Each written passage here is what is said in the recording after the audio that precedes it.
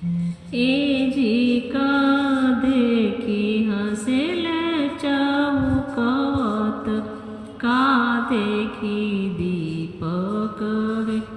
ए जी का देखी हंसेला चौकत का देखी दीपक वे। ए जी का देखी हंसिले बेटी के पापा तिलक चढ़ाइले। ए जी का देखी हंसिले बेटी के पापा तिलक चढ़ाइले। ए जी आंगन देखी हंसेला चौकवा कलश देखी दीपक। ए जी आंगन देखी हंसेला चौकवा कलश देखी दीपक।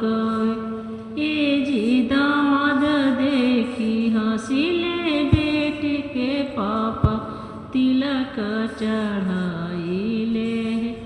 ए जी दामाद देखी हंसिले बेटी के पापा तिलक चढ़ाइले।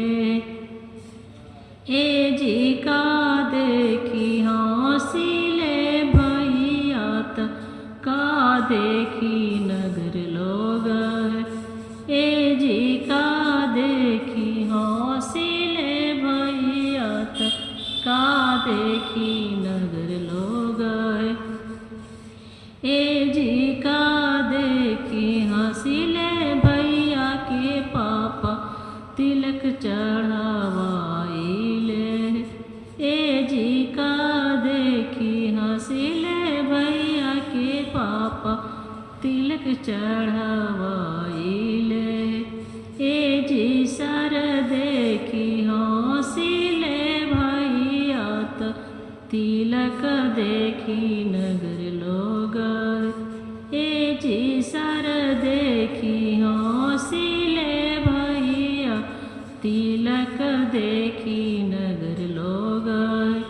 ए जी समधी देखी हंसिले भैया के पापा तिलक चढ़ावाइले।